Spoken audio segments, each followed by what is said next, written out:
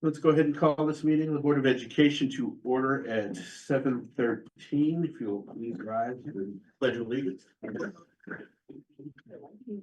pledge allegiance to the flag of the United States of America, and to the republic for which it stands, one nation, under God, indivisible, with liberty and justice for all.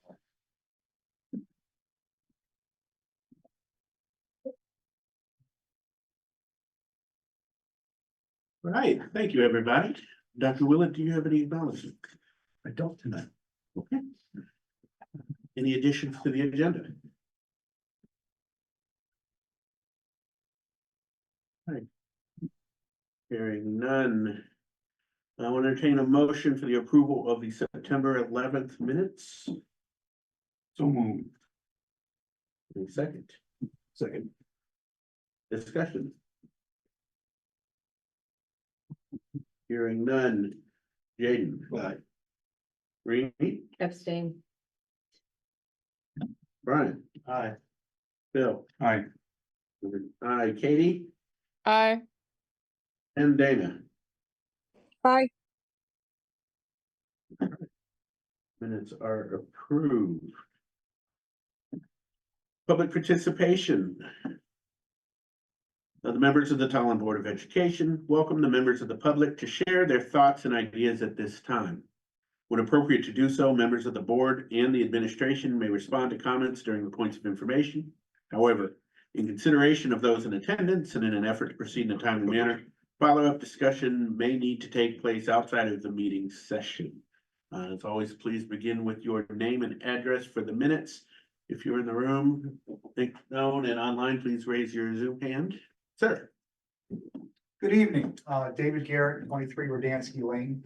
I'm here again to speak in support of the Tallinn High School Athletic Department for meeting at the CCC Athletic Conference.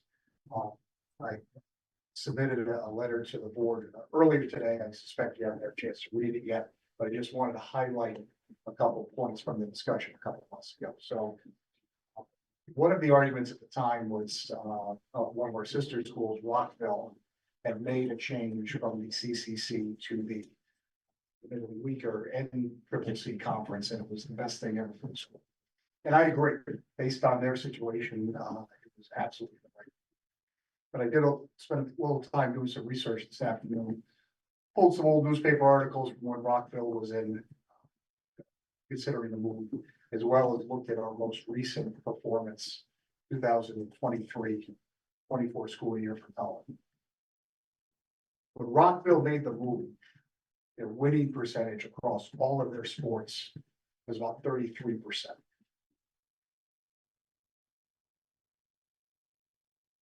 15% of their teams had winning records. 85 had losing records. Contrast that to our wonderful school system here in Tallinn, this most recent academic year. Our winning percentage was over 70% across all the teams. Even more astonishing, of the 18 teams that we had compete, 12 of them finished in first or second place in the conference.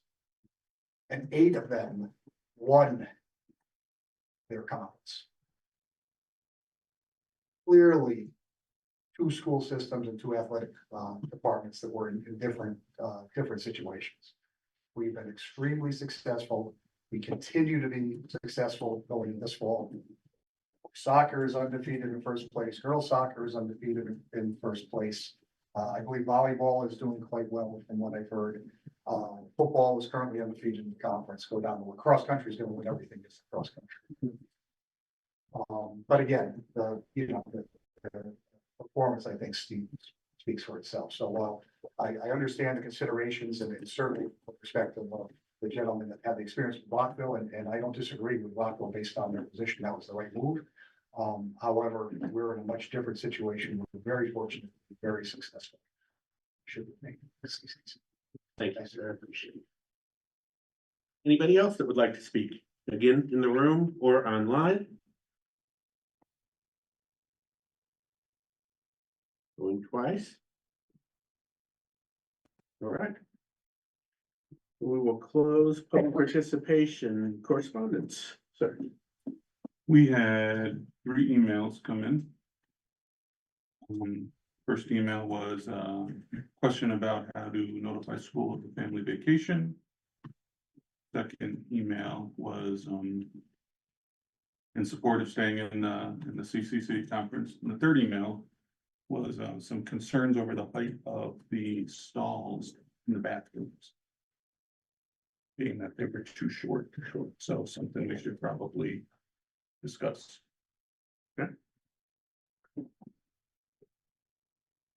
Points of information. Would anybody from the board like to speak? I'd just like to point out that person who wrote in about the bathroom height stall was somebody that I know. I advised them right in. They had gone to the middle school, I'm not too sure. There was a concern last year, still concerned this year, one of their sons. Other students can peer over into the stall, apparently from what they have told me. They reached out to the middle school. Not too sure how directly or indirectly they did reach out or what the communication was. But from what I gather, they have not moved the needle on that, so I just wanna, like Bill said, make sure that does get looked into from a maintenance standpoint. Or if Pete has any information, if he's even been aware of this situation regarding the maintenance of how the item they starts on, so. Dr. Wood, do you have any comment on that one? I hadn't yet heard this, so we'll have to process it. I didn't see that before the meeting, All right, so I'll just have to take it up and work on that with Pete. thank you. Any other comments?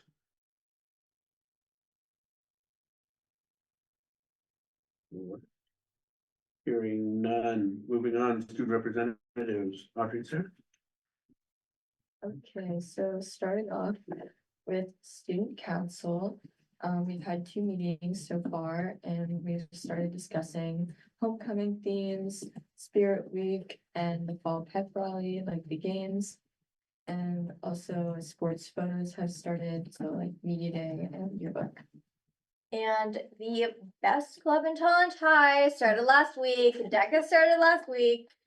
We had a very successful meeting. We had a great turnout. We're expecting a similar turnout for our meeting tomorrow, which is a handshake competition.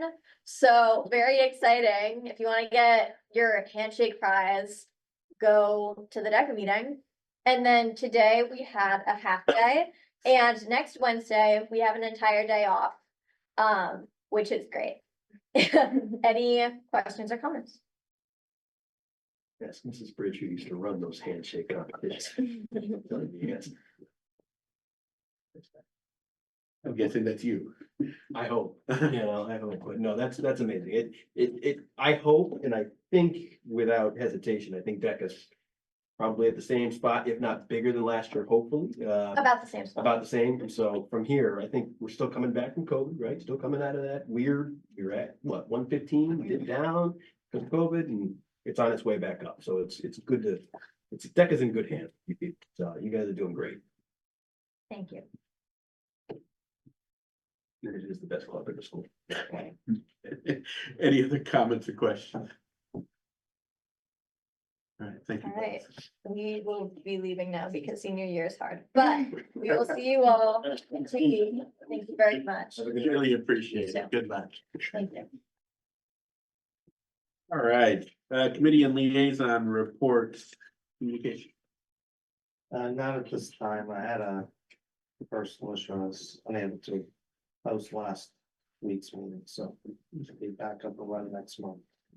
Curriculum? We met just before this meeting and took a dive into the data points of the what is it, SBAC? Is that what it's called? Yeah, the accountability, Yeah. it's the SBAC, the SAT. Yeah. So took a deep dive in looking at those. Is that gonna continue in the next meeting? The report that we got was for 22-23 and November, the 23-24 data points come out. Okay. Policy. Hi, Yeah, we met today. We went over policy 40, 60, 50, 70, and then reviewed Title IX. These two policies, we need to address to update the legal adjustments to Title IX to address our policies 40, 60, and 50, 70. Since Dan was not able to attend and there's like a million strikeouts and ads, we've requested to give ourselves another few weeks to review it for the October 9th meeting, and then hopefully put it on the agenda for the board meeting on October 20, whatever that is, 23rd, I believe, Jaden, something like that. So we'll be discussing 40, 60, and 50, 70 again at our next meeting. Copy that. FFC, Dan's not here. Not here. All right. Any questions or comments for the committee chair? No, other than I did have a few questions in curriculum. I'm gonna email them to you. So they're very general questions regarding the last sort of section that we were talking about. So you'll get an email from me today or tomorrow or something. So thank you. That's all. Yeah, and just to clarify, because some of the SBAC I showed you was recent, but the accountability in that data page was all 2022, 23, because the accountability index scores come out in November. That's what you were referring to. Yeah. Okay. Copy that. All right. Surprisingly, I have no chairperson's report. Did not get the chance to write today, so. Dr. Willett, we have nothing under superintendent's report. All right. And I don't know if you want to bump Kerma to behind. We do have Pete Stava here today and Whiskey for athletics. So any which way you want to do it, but I just. Do we have any objection to moving M2 in front of M1? No. Okay. Then absolutely. Dr. Willett, let's go ahead with M2 then, athletic conference information.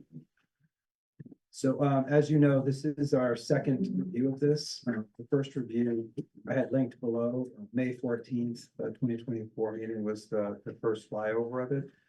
Some information was compiled as a follow-up to that communication, and we have Tim Klusky here as our athletic supervisor to help answer any questions you have tonight. I thank you very much for coming, really do appreciate it. Just going over some of the information that was provided, and I'll let Mr. Klusky, who's most talking here, is the expert.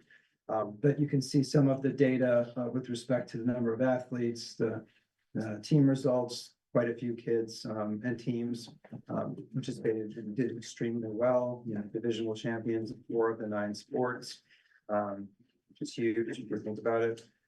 The individual student athletes, 58 student athletes recognized as all CCC, all conference athletes. 16 were recognized as all state. We even had 2 All-Americans and 10 committed to play college for, across the board, and 2 of them for Division I schools, which is pretty amazing if you think about that. I think it has to do with the kind of competition they've got and how they're, how they're experiencing everything. Also, one of the things it really does help us with is it provides a lot more opportunities for kids, which I think under Title IX is extremely important for us. There are more kids able to play sports because of the conference we're in, and so that's a real asset for us and for the kids. When I say us, I mean really the kids. It gives a lot. There would not be as many opportunities to play if we weren't in the current conference. And so there's just a lot of reasons why I think as we continue to talk about it, there's a lot of compelling reasons to try to stay where we are, but of course, there's other also compelling reasons to consider it. So the board is offered to the board for discussion. Mr. Klusky, do you want to add anything? I just did a very quick flyover. No. Again, just to highlight kind of what's been said already, I think the key when I look at this and the biggest part of this decision is opportunity. And again, I know it was Rockville's decision was talked about briefly here in the communication you received. I also went back and I looked, at the time I was a member of the NCCC. So I looked back at some of my information that I had from that point when Rockville was coming in. And interestingly enough, their principal at the time, Mr. Rocket, used that exact same term. And he said moving to the NCCC provided a greater opportunity at that point for Rockville where they were. I would say that staying in the CCC provides a greater opportunity for our athletes where we are currently. And I think some of the numbers that Mr. Garrett talked about earlier, what we've done over the past year, where we are this year, our participation numbers, that was another huge point of Rockville's decision was to move because their percentage of participation was much lower. We're actually seeing an increase based on the numbers we have this fall. I'm projecting out that we'll see an increase of participants this year over last year. And so while some people like to look at the enrollment of the school, I think when you're talking about athletics and the potential for growth and success, it's how many kids, what's the percentage of student athletes in that building that are participating? And we're actually on a rise currently over where we were the past few years. What are those percentages? Right now, we are currently this fall, we have 213 athletes participating, 103 male, 110 female. Those numbers are 47%, 62% respectively over last year's or compared to last year's projections. So in both cases, we're either halfway to where we were all of last year. And on the female side, we're 60% already into one season with 2 seasons left towards what our participation rates were last year. Thank you. Yeah. Questions? It's on your packet. Huh. That data points are first on your packet there. It's kind of my sharing. No, I know, I just, Yep. you know, Nope. yeah, so I'm writing it down. Thank you. Yeah, can I ask a question? Sure. So it's just kind of, I see that there is, some CCC, that there's a girls flag football Yes. starting up, is this, I guess, last year? Mhm. Is there a boys flag football? Cause I know some parents, don't want the contact Right. with the regular football. Mhm. I just didn't inquire, I've just read a few articles and just coincided with this over the last week or so regarding, flag football in the upper middle school or high school. Right. levels. So flag football in certain areas of the country is extremely popular. And actually, I do know just from my nephew's experience in Florida, Yeah. flag football is offered pretty much right on through the middle school level up to the high school as an Yeah. alternative to tackle football. This particular program here in Connecticut right now is sponsored by a grant through the NFL. The NFL is putting a large sum of money across the country into girls flag football to increase participation opportunities. The New York Giants happen to have our area. They reached out to the athletic director in Windsor 2 years ago. Came up with this program. Last year, they increased the amount of the grant that our league received is $30,000. With that, we were able to put together, we had 12 schools participate this past year in a girls flag football. So currently, there is not an opportunity for boys flag football. It's, my guess is with the NFL really trying to provide some opportunities for our female students, that momentum will start rolling. Questions like the one you just asked will start happening, and the CIC will then look into, and that's how it's kind of happened that, around the country, their state organizations then start looking into, okay, what are the opportunities we want to see about providing males in the same sport of flag football. So I would not be surprised if within the next, 12 to 18 months, there is some movement with male flag football. Okay, Or even co-ed. In some states, there is co-ed as well. all right, okay, thank you. You good? Yes, I'm good. Good? Yeah, just to sort of revisit the question from last time, can you, and you both had mentioned, there being more opportunity for in the NCCC than in the CCC, or vice Versa, yeah. versa, excuse me. So, can you just get into where is that, what is that opportunity? Is it opportunity to play at the varsity level? Is it opportunity to play? What exactly is that? So in the CCC, there are 30 schools, 30 member schools in the CCC. For example, let's just take girls basketball. 29 of the schools offer girls basketball at the varsity level. Bloomfield this year is co-oping with the school outside of the CCC, and that other school is the host school. In the NCCC, again, there are only 12 member schools. So there would only be 11 other opportunities of schools to participate against. We would play them multiple times.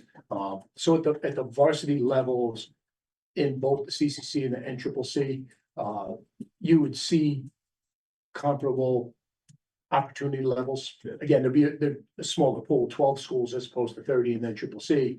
I'm sorry, in the CCC, but most schools in both divisions offer varsity sports at varsity levels in most sports. The big disparity comes when you start talking junior varsity and freshman teams. For example, the only freshman baseball team in the NCCC is Rockville. So we would play them twice, maybe because it's sub-varsity, you could play them multiple times, you might even play them 3 or 4 times just to have games, and then we'd look for other places to play. So again, I would call, the athletic director, Ovidio Smith. Hey, could we pick up a freshman baseball game? I'd call Rocky Hill, I would call the schools at South Windsor. So the schools that we're playing now in the CCC would be the ones we would have to reach back out to try to get non-conference games. So really, when we talk about opportunity, it's our sub-varsity sports, our JV and our freshman teams, especially on the female side. Our male side would probably see about a 20% decrease in opportunity. On the female side, in some of the sports, it could be upwards of 50% less opportunity that we would then have to try to go out and find. And while everyone around the state, tries to help each other out, the reality is if, I call Stafford and say, hey, can we pick up a JV girls soccer game with you?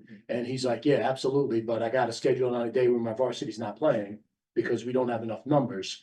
We'll schedule that game, and then if a varsity game is rained out and needs to be rescheduled for that day, he'll have to call and cancel that JV game. Right, and again, not being in member school, that's, you kind of get, hey, I got to put you aside because I have to take care of the schools that are in our league. We have to get our varsity sports done. So my concern would be, rather than our JV soccer teams, again, using them as an example right now, rather than getting 16 games in a season, the likelihood is we may only be able to get them 10.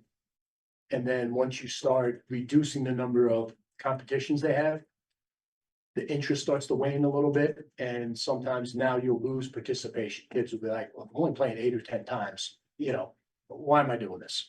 And that ends up sort of crumbling that foundation that you're building with those lower levels, the JV and the freshman levels.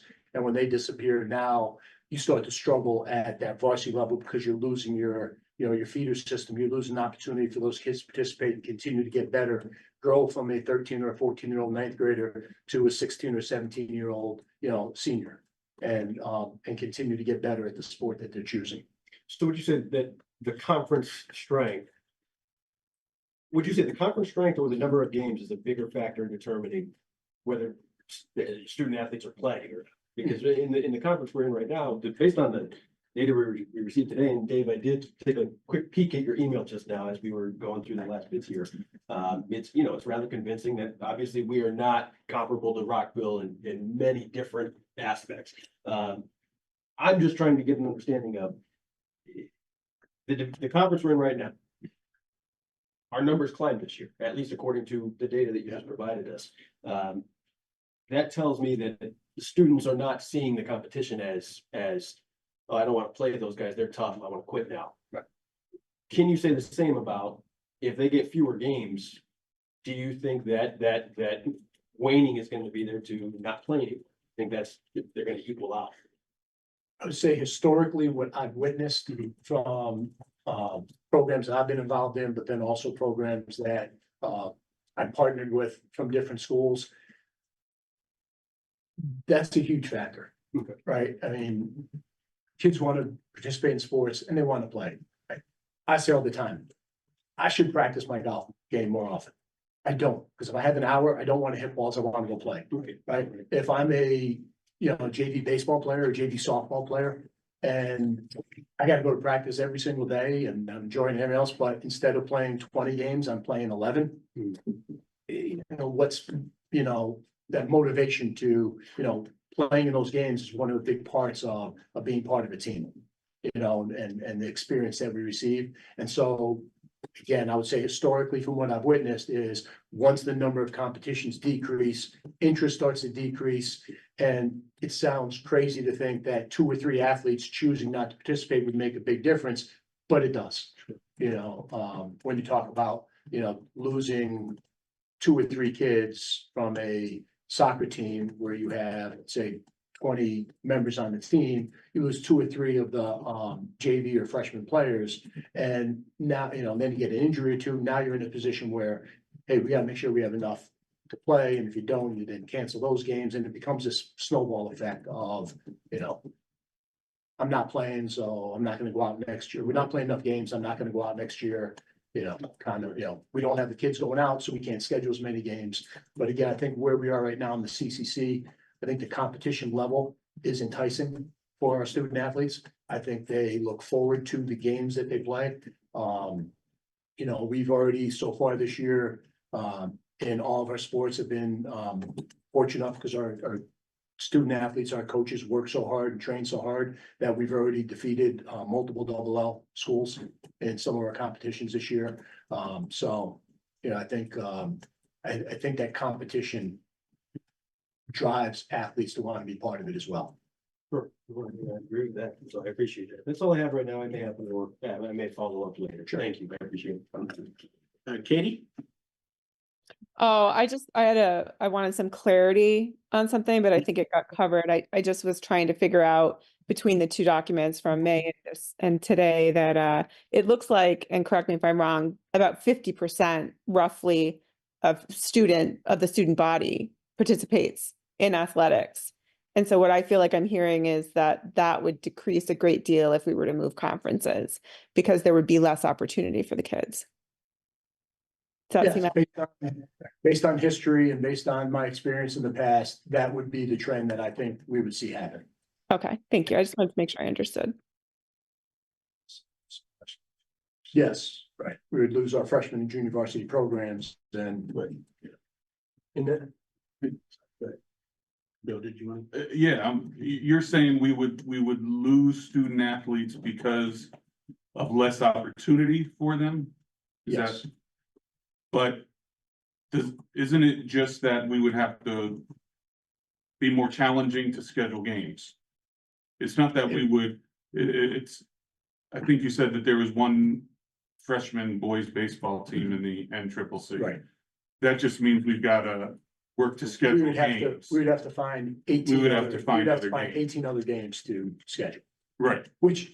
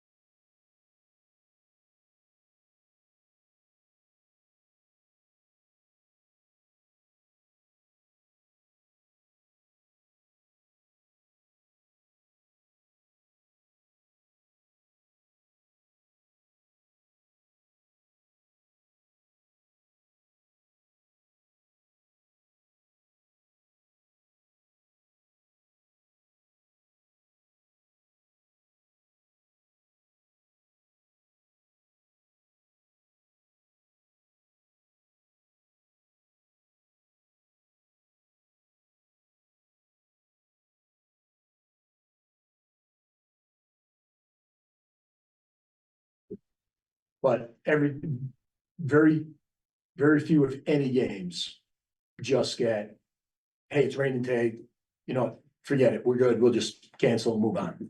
Yeah. That's, they may get marked as postponed without a makeup date yet, with a TBD for a makeup date, because myself with the athletic directors got 4 sets of officials to call, 3 buses to cancel and everything else. So we may say, hey, look, mark it TBD. We'll go back in tonight. You look at your dates. I'll look at my dates. We'll share. We'll see where we match up. I mean, just specifically in baseball, just because that's You know, I know the freshman baseball team, we didn't have enough participants to run 3 teams. Because half of the freshman baseball team had to get called up for JV every game. We were right on, again, we're right on that line with, and again, that's always kind of a tricky situation, right? We have enough when things are right where they need to be Things are perfect. to have 3 teams. The easy thing would be, you know, someone's gonna get hurt, we may have to cancel this, we may have to bring this kid up or this kid down, whatever. You know what, let's just not run that program at the freshman level. But what we're doing is we're taking opportunity away from 13 athletes, 13 students. So while it's not ideal sometimes because the number is so close, the margins are so slim when you get, and it's cyclical. I mean, there were a few years ago, I think when I first got here, we actually had, we were in a position where not everyone that tried out for baseball made the team. I know last year we did struggle with numbers a little bit, and a couple injuries, didn't help. But again, I think personally, I would rather offer that program, go through some bumps and maybe have to adjust some things here and there, but give those 13, 14 student athletes an opportunity to participate. How many freshman teams do we have? We have, baseball, freshman boys basketball, and girls volleyball. So 3 freshman teams. I know in speaking with a coach at Rockville, the things that he stressed that he has seen over the years, because he's been there when they were in their previous conference, and now he's seen a significant morale change in school, a significant change in school spirit, a significant increase in attendance by students at games, and a significant increase for certain sports in the participation, but he has not seen a decrease in anything. He's seen, I think he mentioned football has exploded for them, and track has exploded for them. Baseball has stayed the same. But he's seen all positives from their move, and I hear you that they were in a different spot than we might be in, but even now, I just look at, and Dave, I appreciate the stats that you were able to pull.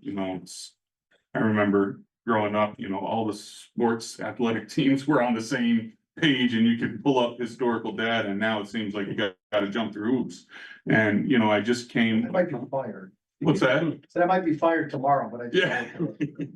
I just came across last year's boys lacrosse schedule that only had their first 2 games listed in here where they lost 17-1 and 23-3. Yeah. I don't know what the rest of the games are because it's not updated. Yeah, I'm not sure. I just know significant losses like that are pretty demoralizing and don't really motivate kids to participate. And I wonder if 6 of our 9 teams were winning their conference, how many more students would be participating? So to speak to 2 things there, Rockville, 100%. What you said, how you described where they are today as opposed to where they were before they made the move, I agree 100%. SMSA in Hartford, exact same situation. They were an independent program. They had no league. They were just wandering, trying to get games wherever. We took them into the NCCC, and they saw an increase in participation and success. Rockville was, again, as the number said, really struggling with wins and losses, and kind of like what I was talking about before, if I don't have enough opportunity to play, I'm not going to be as interested. If I'm not winning on a regular basis, if I'm going every day, I use example, for example, if I'm an athlete, I might not necessarily be a football player, but I'm an athlete that could play football, and they're going 0-10 and losing by 20 or 30 every game. I don't want to be part of that. But what happened with Rockville, again, I call it that little NCCC bump. They moved in, they were able to play against some smaller competition, right? Because now Rockville at that time, I believe, had about 800 students. They're playing East Granby, that had about 360, Bolton's got 280 something, Coventry's in the mid 300s, low 400s possibly. So now you get a school of 800 playing those, they're gonna win some more games, they're gonna see some more success. Now that athlete that's in the hallway that might not be a football player, and by the way, at the time they hired Eric Knickerbocker, who was a coach of mine at Ellington, was phenomenal. And he went in, he breathed new life into that football program and really changed that culture and made it a destination where kids want to be. And that's where they saw that success from. Would we see more success going to NCCC? I can't predict that we would. I would assume that we probably would, because some of the schools we'd be playing would be substantially smaller than us. But to see the same jump in success in else that Rockville did, we wouldn't see that. And again, I think when you look at the participation numbers, again, we talked about here, and the support that our student athletes are giving each other, from, girls soccer supporting boys soccer, boys and girls soccer going to volleyball, everyone going to football games. I think that excitement level is there. Boys lacrosse last year. Yeah. Look at the Patriots, right? Everyone's got down years. Sometimes you're really good and you fly high for a while, and sometimes there's just a little bit of a dip. We just happened to be with boys lacrosse. Last year, we graduated a significant number of seniors the year before. Our youth numbers in town were down a little bit. And so there's that little bubble where, we just don't have that sort of even number of freshmen, sophomores, juniors, seniors. Right, so you end up with some kids that are less experienced, newer to the sport, playing or being expected to play at that higher level. And, unfortunately, sometimes it doesn't always go your way. So again, I would expect to see, like anything else, it's cyclical, it's gonna come back. Again, our boys basketball program went 19-1 the year that COVID wiped out the state tournament. We graduated a handful of phenomenal players, 2 seniors in particular went on to play at Western New England. Because we were 19-1, the privilege we get the following 2 years is to be moved up in divisions by the CCC and moved up in divisions by the CIAC. So we're playing the likes of East Catholic twice, Northwest Catholic, Windsor twice, Manchester, and there was a bubble. We graduated that group of kids. We then went through a COVID year. We came back with not at the same level we were at that point of 19-1. And it took some lumps. It was a rough couple of years. Coach Scott has done a tremendous job. Got the boys back into the tournament last year for the first time since pre-COVID. Went in as a 32 seed, beat the number 1 seed, went on the road to the number 16 seed, lost by 7. In a really tightly contested game. Who was the number 1 seed? Morgan. And what conference were they in, and what Morgan big is is their in, school? Morgan is in the Shoreline. And how big is their school?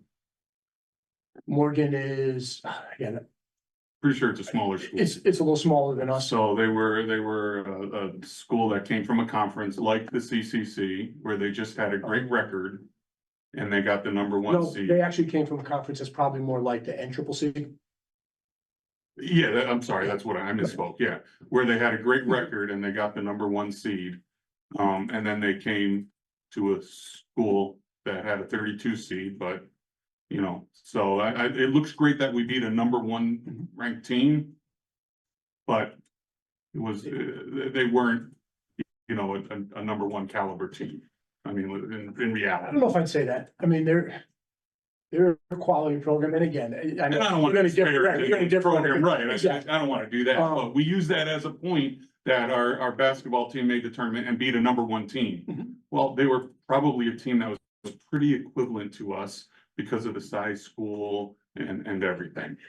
Again, I think last time I was here, I talked about our boys soccer program 3 years ago, going down to Stonington, giving them everything up until the last 10 minutes of the game. And again, the Stonington coach is someone that I had known, I'd played against, when I was in Ellington. And he had told me before the game, he said, I didn't want this matchup because you play in a conference where your seeding, your win-loss record may not always be great, but we know that you're coming down, you're prepared, your athletes are well coached, and that it's never going to be, hey, it's a 28 seed, we can sort of coast through this one. So again, I think we may not agree 100% on that, but I know that the competition that we play within the CCC prepares our student athletes for state level tournaments. Let me ask you this question. I think we both ultimately want the same thing. We want more and more student athletes. Yes. Because I know, you know, I played in high school, I played in college. We see the value in what athletics, as a student, as a person, you know, the lessons we've learned in, at a young age that we carry through life. Yeah. So I want as many kids to participate in high school athletics as possible to experience that.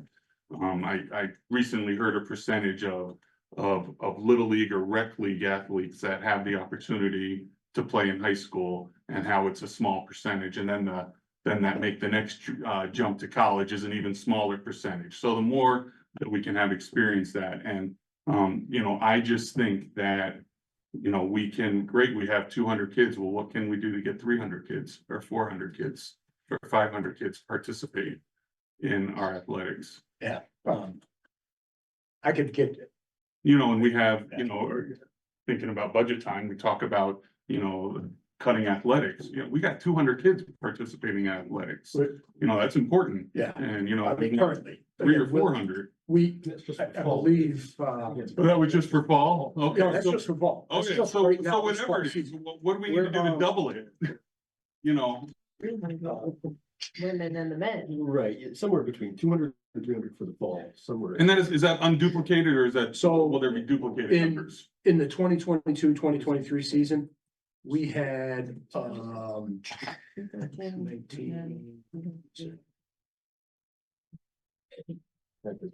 394 Are those unduplicated numbers? 394 Okay. unique athletes, Sorry, and they accounted for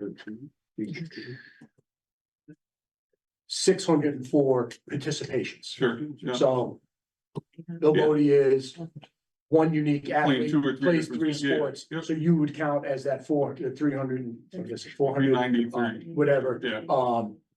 unique athlete, but then you would have count as 3 in the total So participation. what do we need to do to get that to 400 or 500? You know, would something like. And I don't wanna base it all on wins and losses, but it's also a morale thing, it's also a spirit thing, an emotional thing, you know. Would being in conference where instead of being the small fish in a big pond, we can be the big fish in a small pond, would that make a difference? Personally, my answer would be no. I do not see a problem with our student morale and support of our athletic programs right now. Could we grow those programs? We try to all the time. But again, We could, you can lower we have one of the highest pay to participate rates. Yeah, that would be one way to get more participation. If we didn't charge so much for our sports, but it's become a major part of the budget.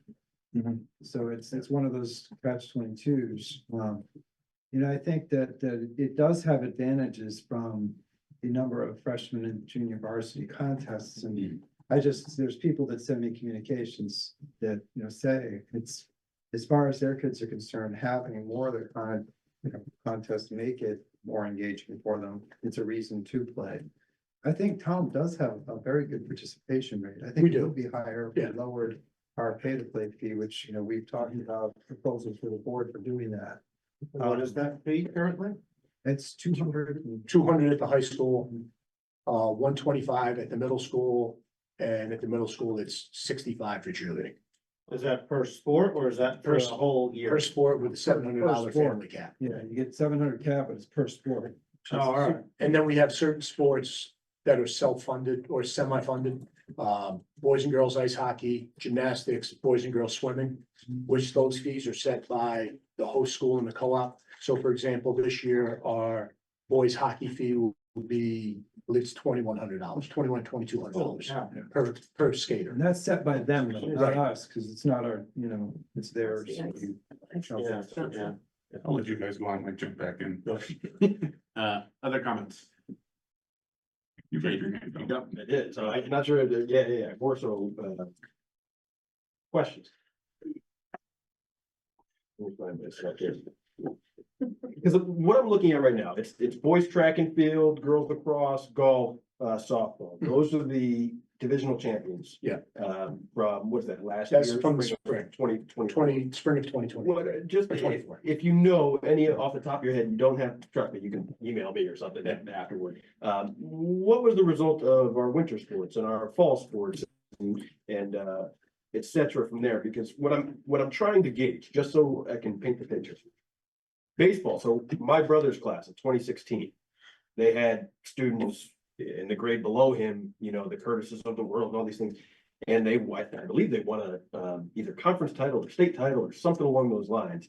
And when that class graduated, all of a sudden our baseball program sort of started going on a little bit decline. That included kids in my own grade, right? And then not that they were bad teams, it's they're playing good competition and it just didn't go their way. Where baseball is having that experience, maybe football is going, 9-1, and whatnot. So my question is more so, your opinion, I guess, in this scenario, which is how do you balance that then? Because if the baseball players aren't having fun, what good is that? If the football players are having fun, great. I'm happy those football players are having fun, especially because I announced their names and whatnot. Obviously, that's a lot of fun. But what good is it if the baseball players are having the experience that they're having? And again, I don't know the result of how they've done in the last year or whatever, but it's more so just putting the picture out there. What good is it if the football guys are having fun and the baseball guys are just left to, So I think the important thing to note there is that in the talent athletic program, we put more emphasis on everything else we do as opposed to wins and losses. So it's the experience of being there. It's going every day, being challenged to get better, right? To be with your classmates and your friends and to push each other, to try to all be working towards a common goal. And sometimes we don't achieve that goal. We all want to be state champions, right? But there's only a limited number of state champions in any sport. We all want to be conference champions. Again, there's a limited number. We all want to be MVPs. There's a limited number. But learning those lessons of how to set a goal, how to put a plan together to go and reach that goal, and to support my teammates, classmates, and friends, and them support me in doing that, is a tremendous life lesson. And then the other huge part is when we may not, realize that goal. That's also a great life lesson, and then how to be resilient, how to come back and fight back and say, all right, here's what I got, reevaluate, here's what I need to do. And I think our philosophy, our coaches, that's what we really push. We really push the striving for something, working as a team, being there for each other, we value that far more than we do wins and losses, right? And we say all the time, like my philosophy is, social, emotional, physical health of a student athletes is number one.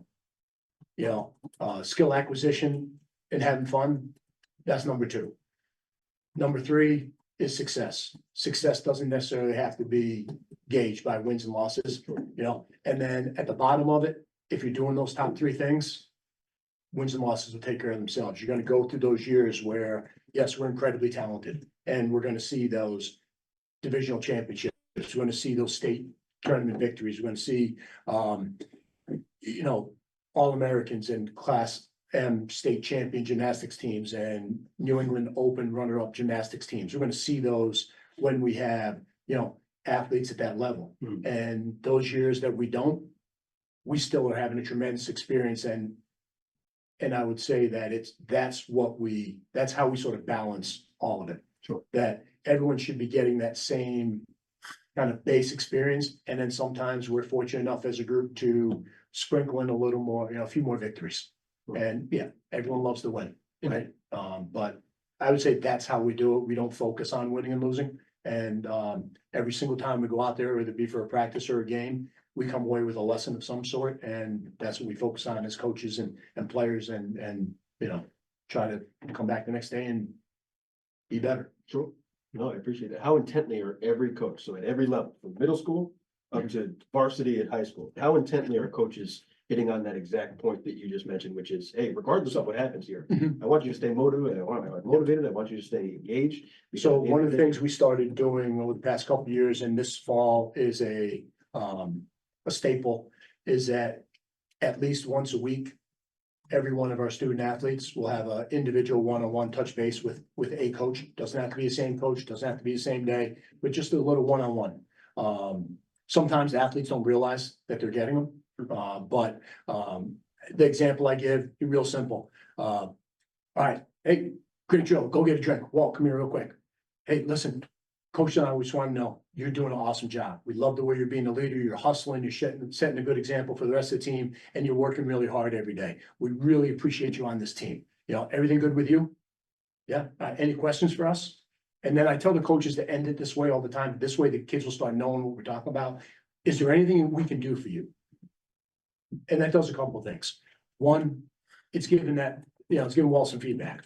Secondly, it's letting him know that I'm asking, hey, what can we do for you? So I'm here, so it doesn't have to be today. If all of a sudden something happens over the next couple of days and you're in some sort of spot where you need some help, you need an answer, you know that I've opened the door to come talk to me. Right? The flip side is maybe it's a little bit longer. We're using a baseball analogy, you know, hey, all right, you know, great practice today. We'll see you guys later. You know, Jaden, come here a second. You got 5 minutes to talk now, or maybe before or after practice tomorrow? No, I'm good now, coach. All right, great. Listen, you're working really hard. Coach and I love the fact that you're here every day and you're setting that great example. But, you know, you've probably noticed over the past couple of weeks against left-handed hitters or left-handed pitchers, you're struggling a little bit. This week we have 3 games. 2 of them are going to be against left-handed pitchers. So you may not get as many starts, as many at-bats as you're used to. But it's simply because we want to help you work through this. But the second we get an opportunity to sub you in there, we get that pitcher out, we can put you in defensively, get you in to get some bats. We're going to do that, and we're going to continue to work during practice on getting you, you know, hitting better against lefties because you're crushing against righties.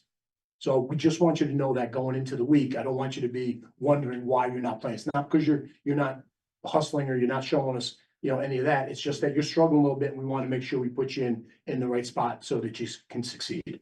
Right? Takes a little bit longer, but also now again, let's Jake know. He may already realize that, you know, but again, same thing. Any questions? You know, does that make sense to you? Can I help, you know, with that anymore? Can I do anything for you?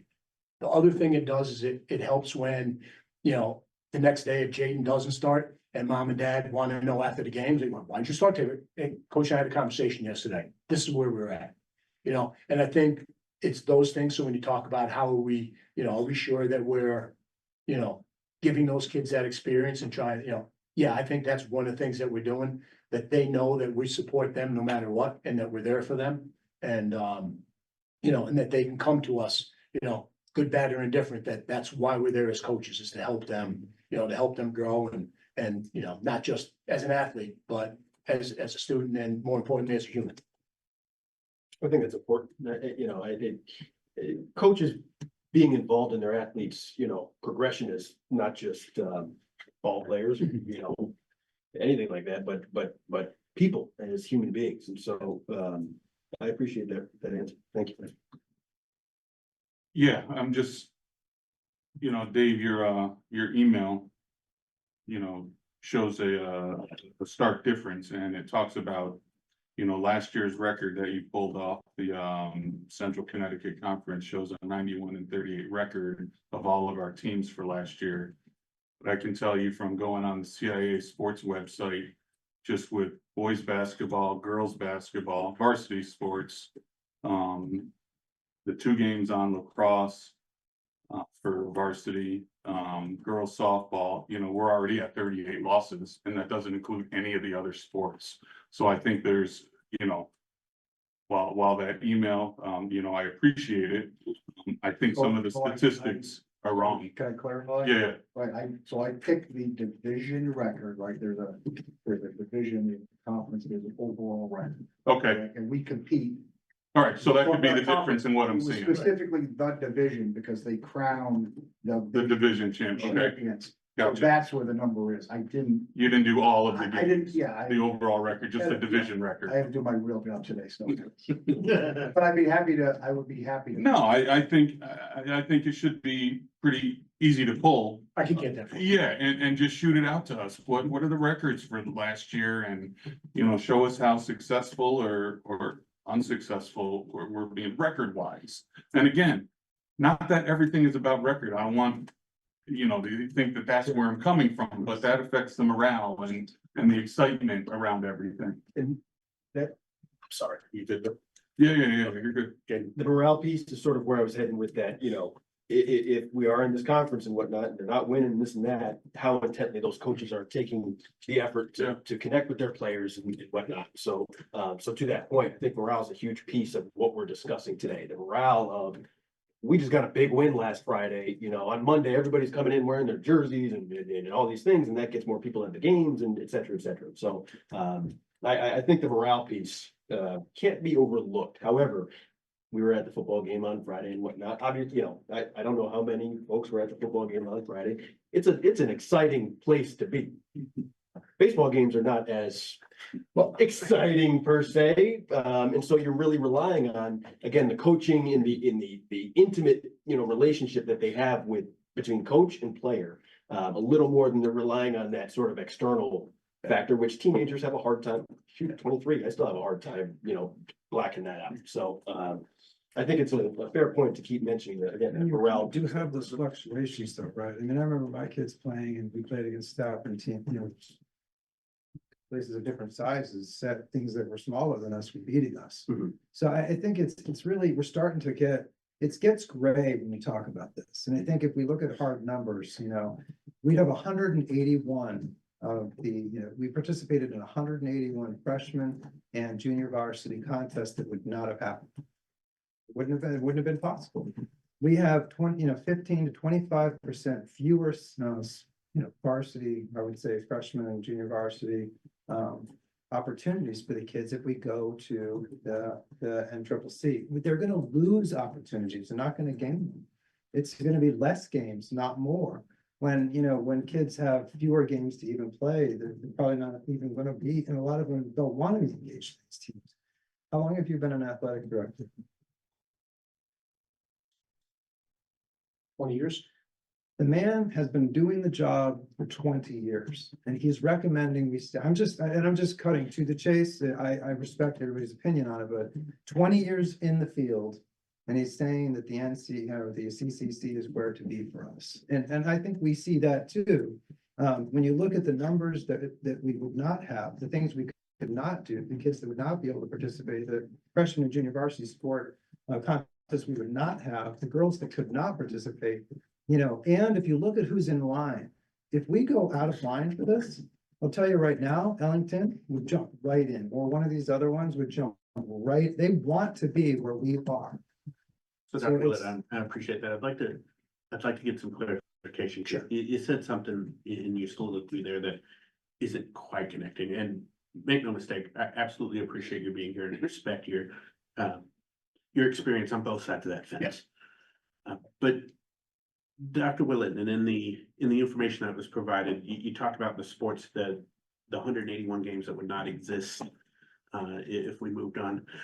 But sir, if I remember what you were saying, you're saying that, granted it is more difficult, that you have to make those calls, there's the deprioritizing.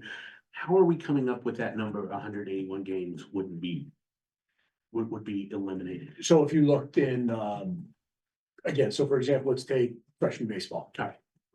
We would go to the NCCC, we'd be guaranteed 2 games against Rockville. We play a 20-game schedule, or we schedule 20 games. That would be 18 games that we wouldn't have, we would have to go get. And there's no guarantee we'd be able to get all 18.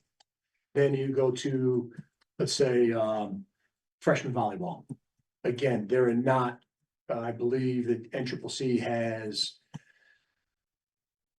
3 freshman volleyball teams, so that would mean 6 games. That's a 20-game schedule. That means there are 14 games that we would have to try to go find, and there's no guarantee we'd be able to fill them. Yeah. So that 181, that's where that number comes from. That's a philosophy guarantee. Possibility. It's a That's what I'm. okay. Again, But it's I could say, versus 20. right, I was just gonna say, I could just say through experience, we would not be able to fill those 181 games. In your experience, how many would we be able to fill? What's the actual potential loss? Because it's not 181. It's probably, I would say, at least 80.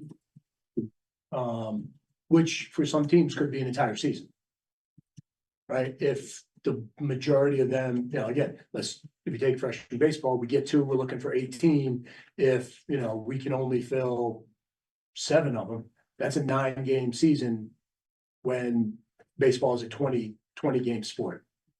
So again, some years would be better than others, some would probably be easier than others, but the reality is we'd have to go in. And the other thing I started when we talked in the spring, we just don't show up and walk in. We would have to apply and we'd have to be accepted. Sure. And there's no guarantee that then CCC would accept us. Just if I can, so these 181, right? These are, you'd have to schedule. Right, so I would, One person, you. right, But so I would most of- call Dan Uriano at Eel Smith. Say, hey, I'm looking for freshman volleyball games, or I'm looking for freshman baseball games. I'm looking for JV girls soccer. What do you have open? You know, and then I would go school to school to school, but what I would do, and when I was at Ellington, this is what I would do. I would go to the CIC site. I'd pull up. I'd just start with, going school by school that was close to us, and I'd pull up their girls' JV soccer schedule, and I'd count how many games they had, or if they had a team. And if I went, I found someone that had openings, they didn't have a full 16 games, I'd reach out and be like, hey, I see you don't have a full 16 in your girls' JV soccer, any interest in playing a couple of games with us? How long does that take just to do even one game? Find the school, make sure that there's somewhere in the area that we can get to, make sure now we're scheduling the game, because now it's a standalone game. Right now, varsity and JV soccer get on a bus together and they go. As a standalone game, that would be a separate bus, so if all of a sudden I look and we have 4 buses going out that day, I know I can't schedule a 5th game. So You how know, long would it take? I would say it's probably, to fill one game, it's probably a 15 to 20 minute process, and then a few phone calls, emails back and forth, just to tidy up, confirm, and get the game scheduled. So What's even at a half hour times 181, this is time he's not spending out with the teams. He's not engaging in growing the programs now. Oh, hold on, let me get around. Beanie? Well, I was, sorry, I was just wondering, so if the students are not able to have as many games, how does that affect their possibility for scholarships in college, or, just that exposure? Particularly those athletes who might be of a higher level, would they then maybe say, I don't want to go to Tallinn, I'm gonna go elsewhere? I don't know the answer to that, but curious what your thoughts are on that. That's a definite possibility. If I'm a parent of a gifted athlete, or an athlete that shows potential in a particular area, and that sport is not offered at a high level, in this case, let's say Tallinn. Yeah, I mean, it happens. We lose student athletes to other schools, schools of choice. And it's not always, I mean, they can't say they're leaving for athletic reasons, because that would violate the transfer rule of the CIAC. But they want a religious education. They want a vocational education. They want a better academic opportunity at this school. But the reality is yes, Tallinn has lost students to other schools because parents have felt there was better athletic opportunities elsewhere. So do you feel like this would further degrade that, or because again, just to be clear, it's not just about the kids going, for sports. I mean, now we're talking about, kids that are in our classrooms, and we're losing some level of, whether it's, engagement, or just those kids. Maybe this is a high performing student as well, or maybe it's a high great art or music or whatever. Now they're not going to come here. Right. So we're losing that in addition to, perhaps, I'm Right. I'm I think- asking, I don't. Again, I really think what know. you're right on track. And again, think of It's a it whole student foundationally thing. from the bottom up, Right. right? Where we'll see the decrease in participation will be at the lower levels, the freshman and the JV levels, right? The varsity level will stay the varsity level. We'll get 20 kids to play varsity soccer. The JV level is where you'll start to see the drop off. And what happens once you start seeing that drop off, and if I'm a parent of a freshman who, there's no JV program, I may look elsewhere, knowing that right now, today, my freshman may not be good enough to play on the varsity soccer team. And so that's where, in addition to just having games to play, that's the other lack of opportunity is, again, our student athletes get better every single day, just being out there practicing, and if they're not realizing that opportunity, they're not gonna grow at the same rate. And, while like I gave my example before, I learn a little bit when I'm out there playing golf, but the reality is, yes, playing gets me a little bit better, but practicing is really, kind of what does it. And if I don't have those two things together in conjunction, again, I may not want to be there as much. And so as you see the lower levels crumble, now what happens, your varsity level, and this is again, if we use Rockville as that example, when they were in that, I would say the kind of the low point of their athletic spot. I mean, they're a far, greater spot right now where they are. But that's what ends up happening. Now your varsity teams are just built kind of with, kids that don't have 2 or 3 years playing experience. Think of it again, almost like the NFL throwing a rookie quarterback in there. It's not always a great idea. We get these student athletes who don't have an opportunity to participate at lower levels and learn how to play the game correctly and be coached and officiated properly. And then we throw them into a varsity game against kids that have been playing, freshman JV and have played possibly, 40 games in their high school career. And we're now putting a junior out there who may have played 7 or 8. I think that's when, and again, where Rockville was, where now you start seeing the varsity programs also become impacted. And then that would lead to, I think people looking and saying, I have an athlete, I have a student athlete who I really want to have both an academic and an athletic experience. And I'm not sure if that school is the best one. We're going to look elsewhere. So yes, short answer to your question.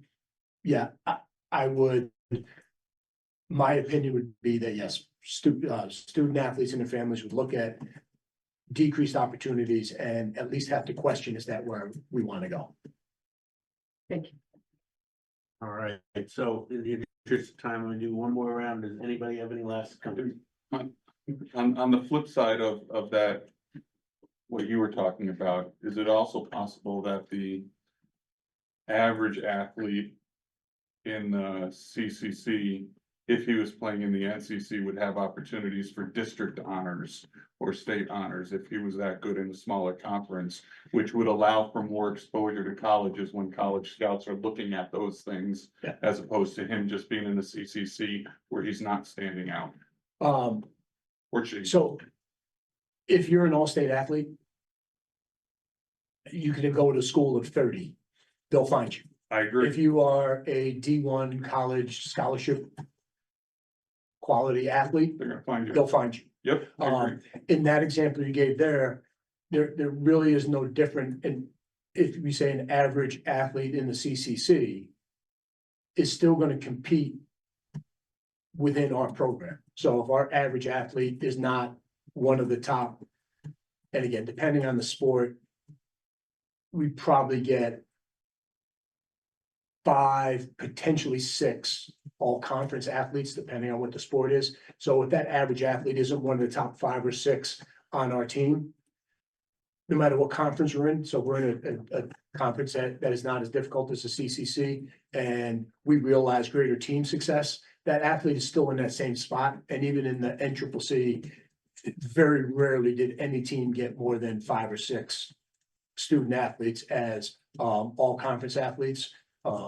Again, depending on the sport, some were a little bit higher, basketball, you get 3, 4, you're doing really well. So, yeah, I get that, but if you got a basketball player averaging 10 points in the CCC, you go to the NCCC, he might average 15 or 20 points. He's certainly gonna be recognized more. His skill level might not be any different. But he's gonna be recognized more because it's different type of competition, much like that #1 varsity team in the basketball tournament last year. Had a great record and got the #1 seed.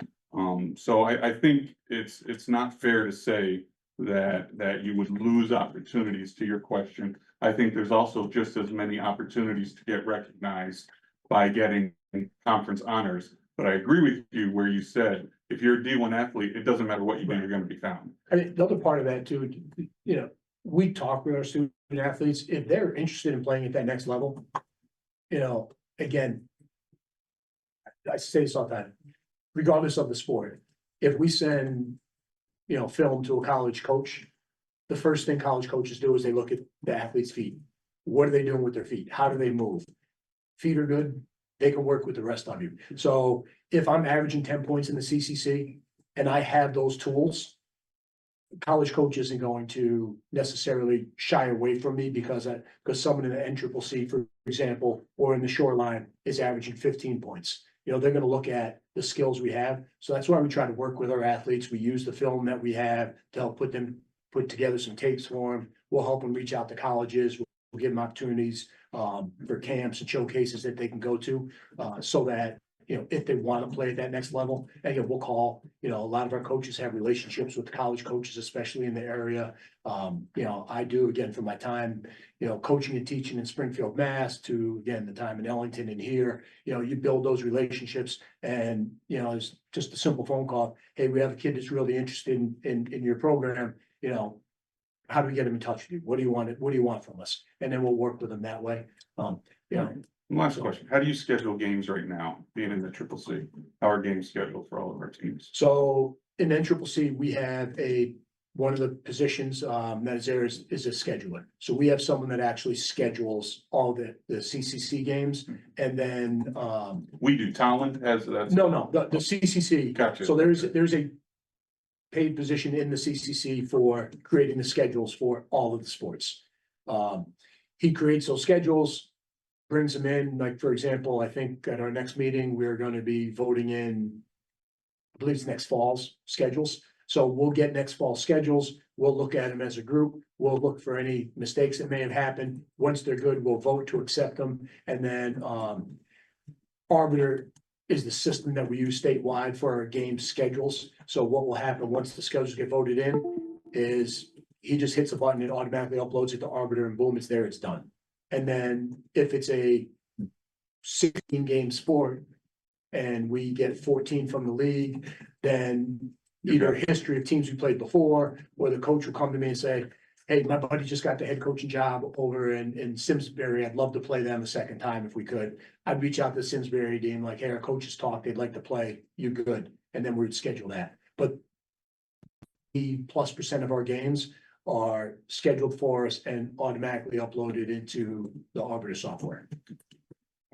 All right, thank you. But yeah, I appreciate you coming here. Look forward to, I know there's a couple of data points. That you're gonna Yes, collect I'll get those to with- Dr. Willett, and then he'll get those out to you. Appreciate you. All right, thank you. Appreciate your. No problem. Thank you.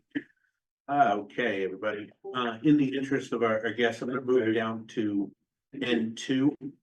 We'll do the capital budget request and then we'll pop back up to. So this is a second read of the capital budget information.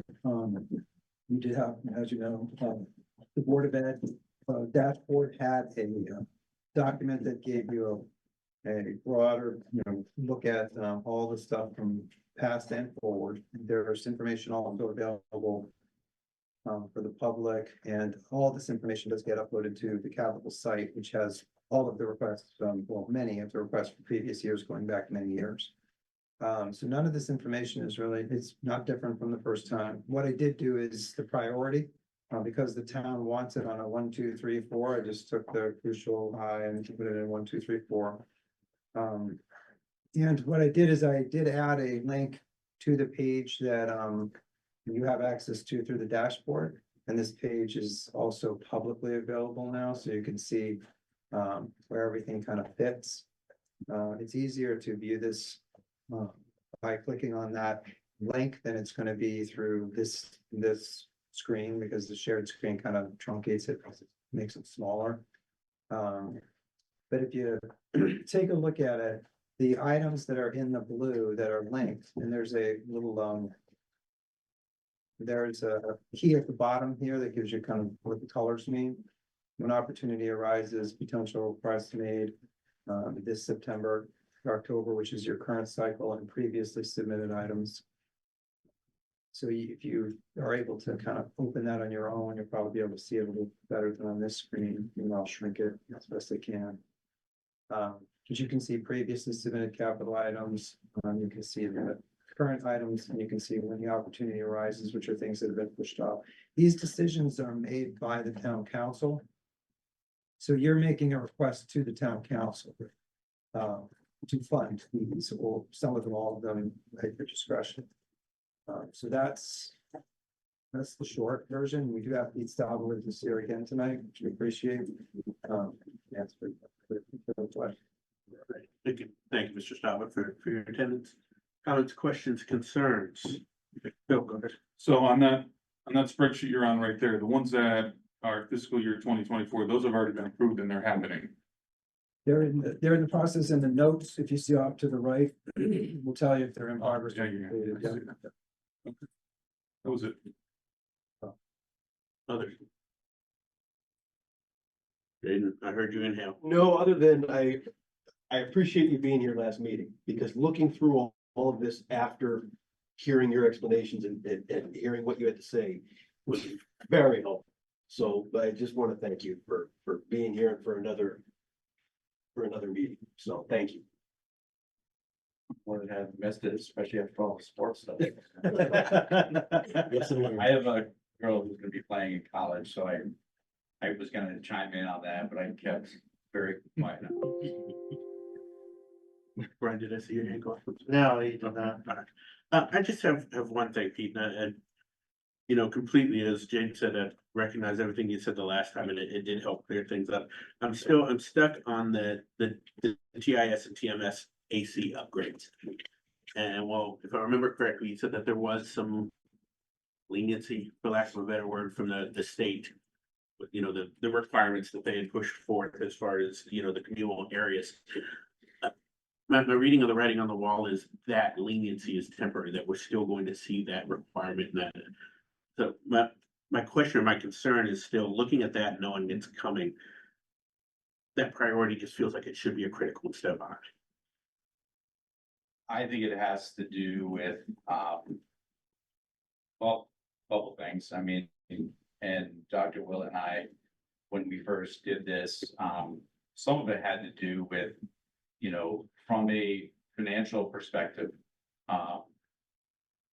is it absolutely going to shut the school down if there is not AC? And it's hard for me to defend that when a place like Holland Middle School, the old high school, has been up and running since 1966. You've had how many classes go through there, right? So the answer is probably not right now. Put it down the road, probably not. We would have to mitigate spaces, send kids to other parts of the school that do have AC, come up with action plans on how we would deal with heat waves if they're in any sort of extended duration. So that may affect that rating a little bit.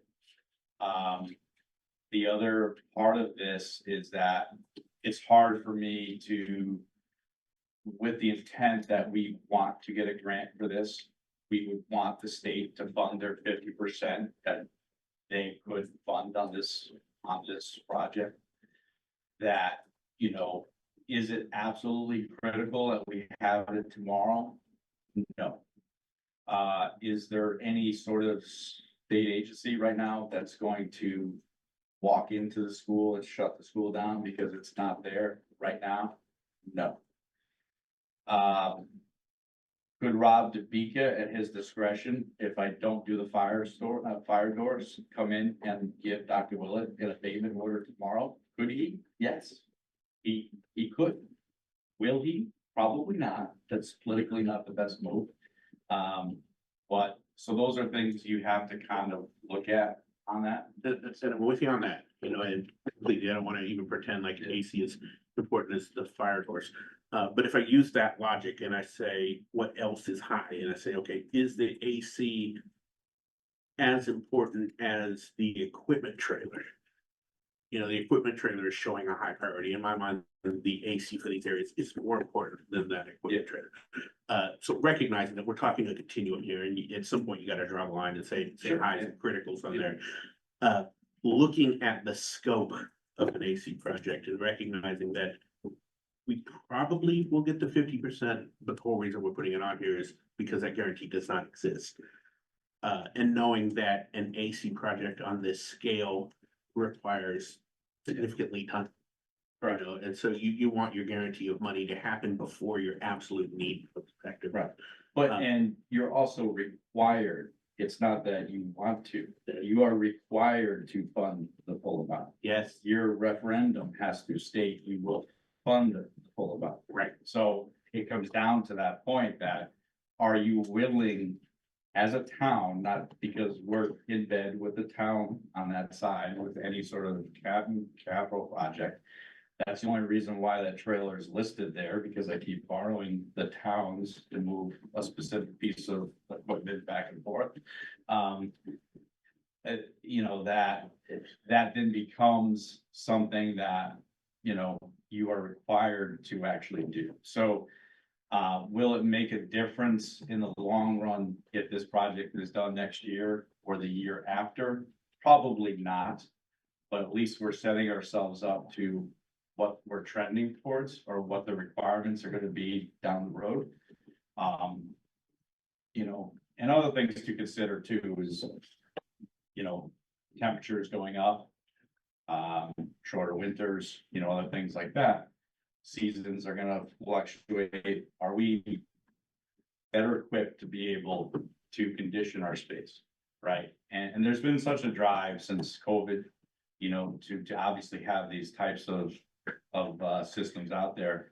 And outside of what I would say school safety, the only other area that's looked at that really gets any sort of consistent funding at this point is indoor air quality. So we might as well jump on that now too as well, while those grants hopefully are still gonna be up. And, you know, I agree with everything you said there, which is why I'd like to see that priority increase. Yep. To a critical. And that's your discretion as a board if you think it should be. It's just a click. Click. That would be my. Click. Everyone close their eyes. Otherwise, that's really my Yeah. only, that's my only edit that I'd request. Anybody else? Can you clarify can you clarify that? The one that says TIS to gym and TMS to gym Right. and. So you want cafeteria. that up or you want that down? I want it up. I want the priority to be So the critical. priority, got you.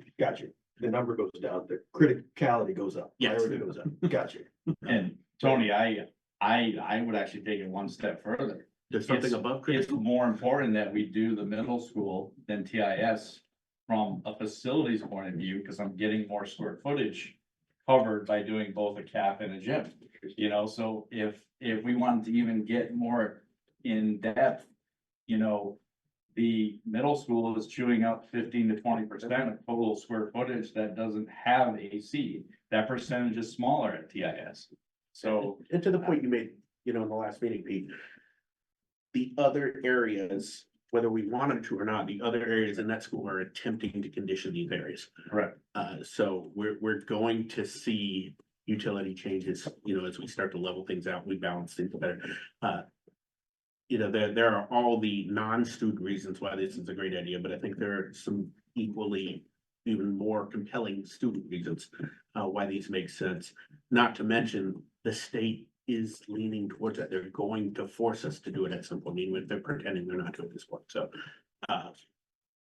yeah, so I like I said, I think that's a click that needs to happen. No? So that AC unit, that's 2.5 million. What's the likelihood it's gonna be 2.5 in 2027? Pretty close, because what I did this, I'll call it early summer, late spring, was to approach a consulting firm. An engineering firm that had done 2 or 3 projects with the state with prior rounds of grant money. And I had them go through, I spent an entire day with the on-site inspector just to walk those spaces. He was climbing through the plenums, taking pictures of everything. They were very thorough. There is an overhead number in that. There's allowances for environmental. I would say it's pretty close. Costs have stabilized a bit, I would say, on the HVAC side. You had an enormous change from 2019 through 2022. I mean, it was crazy to bid anything. It was hard to budget. Those have leveled off a bit. So, it would give us enough money, that it makes the project doable. While the number that I had that was 3 or 4 years old was not doable. So that's why we engaged this consultant, because we wanted some current numbers. We, just to make a comment on. So I agree with you on this, because on the AC being a priority because of the reasons you're identifying. I think some of the reason it might have gotten to high versus critical, if I had to think about it, is the last time we had this conversation in other realms. There was a suggestion that, you know, we were being hyperbolic by suggesting that this was as important as it was. So what happened here is the BGP VRFs, that's blowing up your motherboards and destroying units, right? So that's an imminence, because it's blowing them up currently, and it's, you know, the solar farm, you know, sorry, whatever it's coming from, blowing things up. The district fire doors, we've got the fire marshal identified, imminence, like it has to happen. This one, because it has potential imminence, even though I agree 100%, that's what we might face when we bring this to the next level, is that there might be a feeling that this doesn't have that same imminence as fire doors and blowing up VRFs, because it's potential imminence, not imminence. And I'm just saying, that's why I think sometimes it's just the reaction that we had last time to it, that we were like, okay, well, we don't want to be acute, you know, in the position of looking like we're being hyperbolic here. And then, you know, so that's the reason it's that, but you know. Leslie, these days, we're being accused of much other things. Right, and it is on individual, we do have IPs, final course ends that are coming up now, where those are required for kids. And so we can't have them not be able to eat in the cat. So again, it does have some evidence, but that's why I think it was high, not critical. I was just thinking it would seem weird to me to have something that's critical be like 3 years away. Cause if it's critical, why would it be that far off? It's the distance. Well, you're at least a year on even seeing some types of equipment. Right, so that's why I feel like, well, high is good, and then like next year maybe that's when it moves to critical, but I don't know really exactly how it works, but that was just my original looking at it. It's like, well, if it's critical, it should really be next year. Well, Why are we doing it? Because what you say makes perfect sense. My thought on that is, when we're talking the priority here, we're looking at the priority of In funding- that year, of funding maybe. in that year, not implementation in that year. Okay.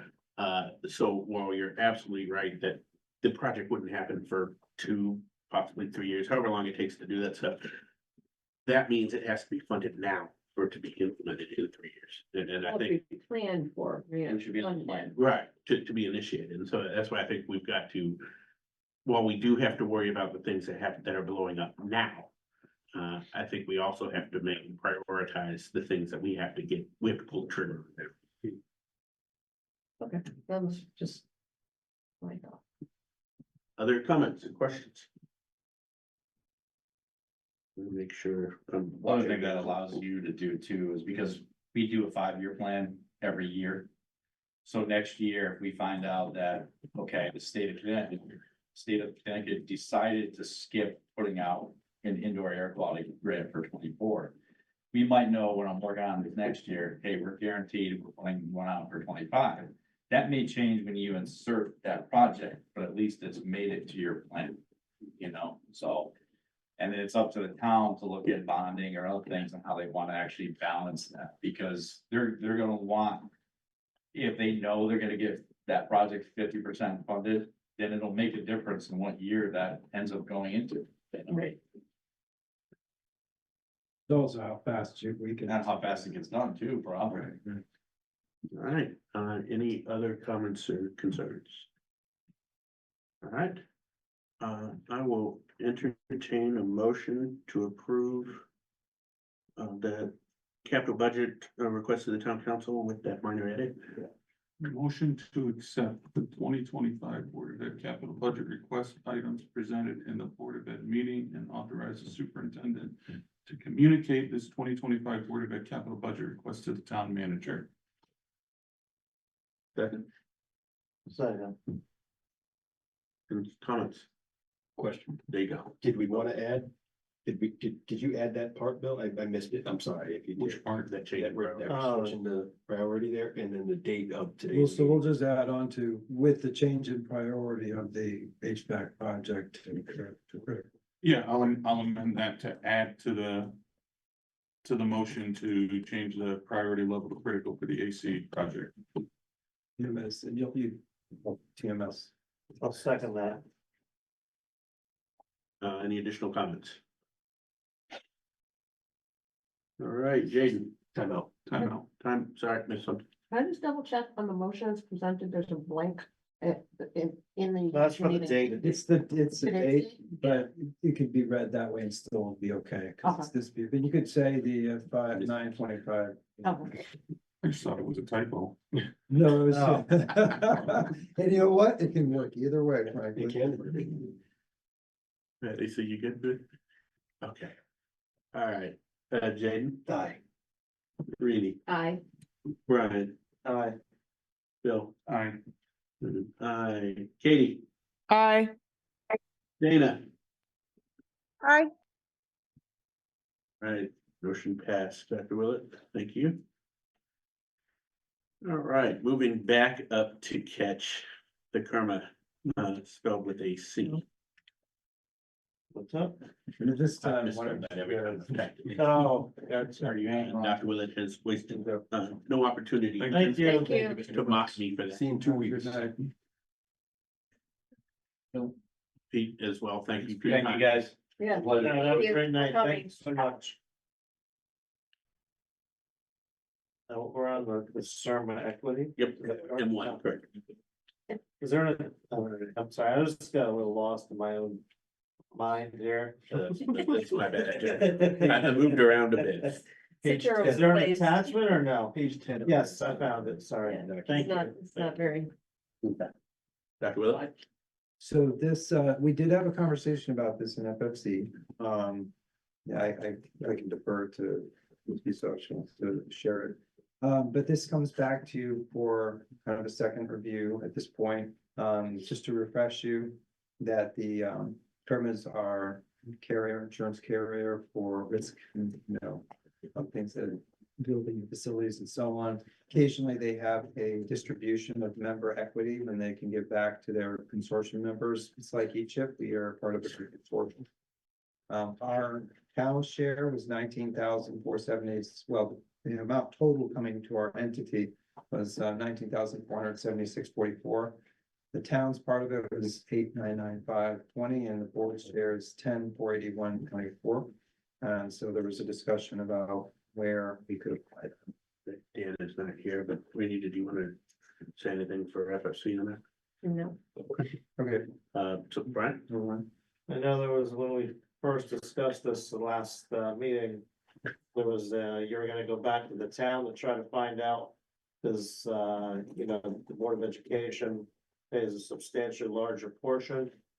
And seems like it's almost, 51 to 49 split. Kind of our favor instead of a 85-15 split. Yeah, I didn't get the answer to that yet, but I will. Because they from that last week's FFC, but I'm still trying. All right, So just for clarification, that money right now, the funds right now are in the capital. Yes, but they can be moved. That they're currently there, but that was a placeholder because the town had to put it somewhere. Okay, so they're not there being allocated to a capital project, they're there. No, it's holding there for us, and they had to put it in a place when they did their action as receiving it at this point. In my recollection of FFC, but I just didn't want to speak numbers, is that they felt okay applying this 10,000, roughly 10,000 into a possible reorganization of our curriculum. staff. So this is something that Yes, we did say that. I just, so as long as they, What was it? as long as they feel it's accurate, what I'm saying, that was what was Yes, discussed. we did talk. And so we, there's a proposal coming on that is not ready. But it's not here yet. I have to talk to the Talent Administrative Society first, or I'm in the process of that. All right, Brian, go ahead. I'm sorry, what was the discussion on? committee? Applying that towards a reorganization of breaking. Staff. So is the intent to bring more on that reorganization to the board? The intent is to be able to cover more areas with the individuals that we have, because not all areas are covered. But we're gonna get a complete So presentation. rather than, on that. rather than in the future presenting any additional positions, it would be more adequately covering everything with what we have, but it would take an adjustment. I just wanna make sure that that topic is going to be brought forward. So we'll deal with it at that point. Right. Okay. So, And maybe I missed this when this was brought up before, but how was this allocation split between us and board and? That was town? my question. It's, We're waiting on clarity. Right, We as have no far idea. as the percentage, I Yeah, have to get a okay. confirmed answer on that, but it's the amount. And we obviously get more than they do, but I mean, was it just sent to you or saying you're getting Yes. 10-4? yeah, it's and not town's getting negotiated. 8-9? Every time this has ever been done, the town tells us what What we we're get. getting. And I actually just took that at face value, but I'm in the process of finding out what our split is. I know what our split is for some other things, but I have never known And is- exactly why.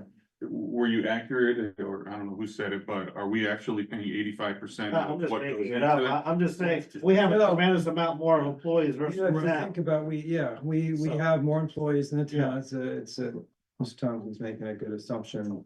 I mean, Yeah. okay. But, I don't know exactly why that is, but I'll look at it.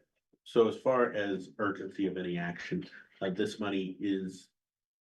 It's in there, it's. It's not going It's anywhere. good, because we can wait until the FFC. Proposal that you're talking about. Well, I think Until we they- find out the split. Okay.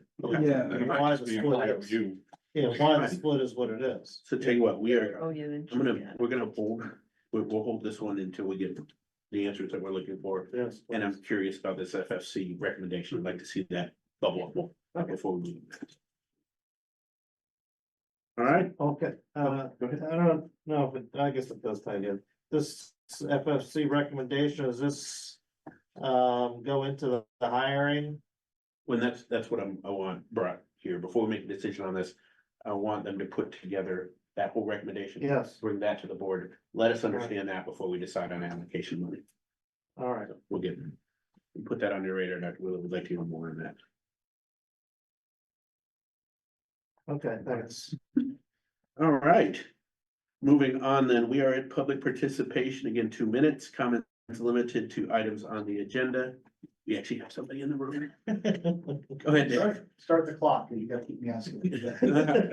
So that's surprisingly, lots of thoughts on the questions tonight, but as I sat here, I'm gonna keep it positive, say 2 things. So first of all, I'd like to thank Coach Bodie, who was my son's Little League coach 2 years ago, and won title. Did we win that year? You won that Yeah. title. He has the trophy on his nightstand and Nice. looks at it every night. So thank you for that.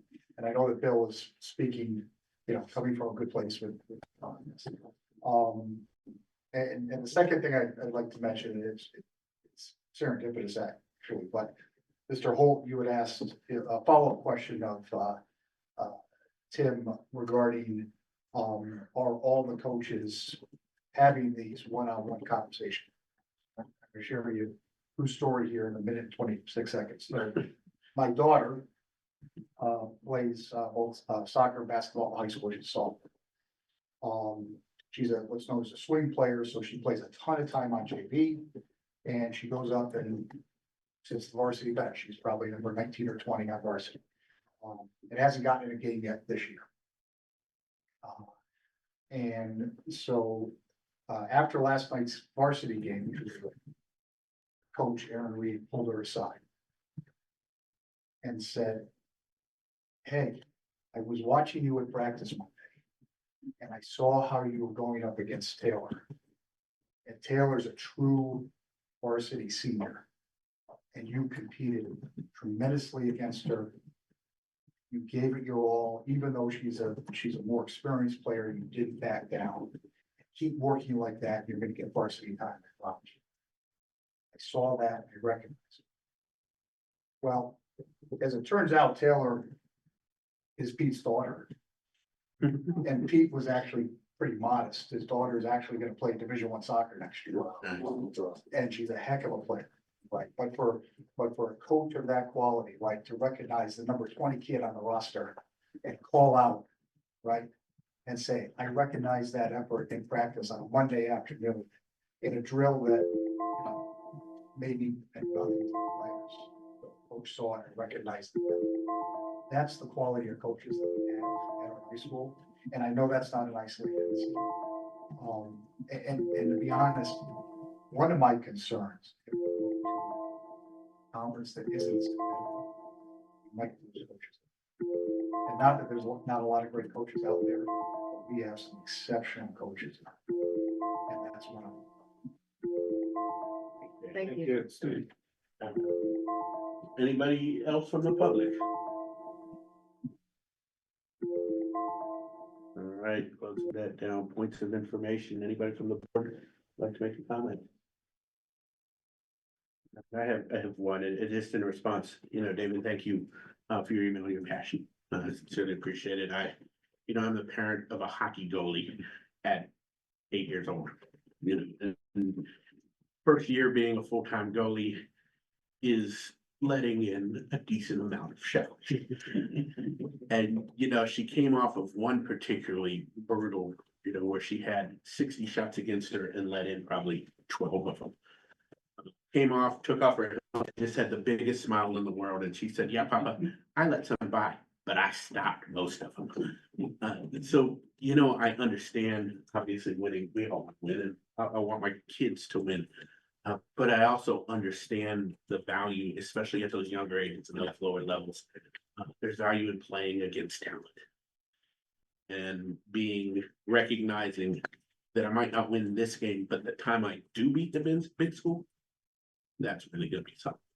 So, not saying that to weigh one way or the other here. I think the views of our parents and of our staff mean an awful lot. I'm intrigued to see how this continues going, but I just want to say I do understand. Thank you all. Any other comments for public or for points of interest? Points of information? All right, Dr. Willett, future. Future agenda, just to keep in mind, and I'll put up the registration form soon, that we do have the instructional rounds coming up. So the first one is going to be Talent High School, although we're thinking of tweaking college to career readiness, we might pivot that into a broader thing, but generally in the same general category. So, please, when I put that up there, feel free to register for all of them at once if you want. But those are coming up, it's 2 months away, but it's still going to be great. And I strongly recommend if you haven't or have the opportunity, these are wonderful ways of getting in the school, really talking to some of the students and some of the administrators, so. Dr. Willard, just one request. On that, is it a Google form or something like that? You just sort of go in? What'll happen is I'll post it, it's actually the same one that you've had in the past. Right. I just repost it, but it will have these to select from. Sure. And yeah, you pick the one you want, you put your name in. Can you because I had trouble last year, I submitted it several different times. And then I would ask you, is my name on there? No, it's not on there. Can you make it, there's a little button on the top right. It says something along the lines of, send red receipt, send receipt that survey is complete or something like that. Just so for my sanity, that I know I completed the survey, I did the survey, I'll be in attendance for the walkthrough. Yes. Thank you. I It's can just a make it tiny little send you button. I know. copy of yours. Okay. Yeah, get a receipt, you- what you sent. Yeah. Garden mail, Yeah. Receipt, what personal you sent. invitation. I just want to make sure that he's aware that an extra Board of Ed member's coming. I feel bad just showing up, if, not enough materials, not Well, enough. I coffee or Donuts. All right. I will entertain a motion So to moved. adjourn. Second. Third. Any discussion? Okay, Jaden, Right. Rini, Aye. Brian, Aye. Bill. Aye. Aye. Katie, Aye. Dana. Aye. Yeah, I'd have it. Thank you all. Have a great night.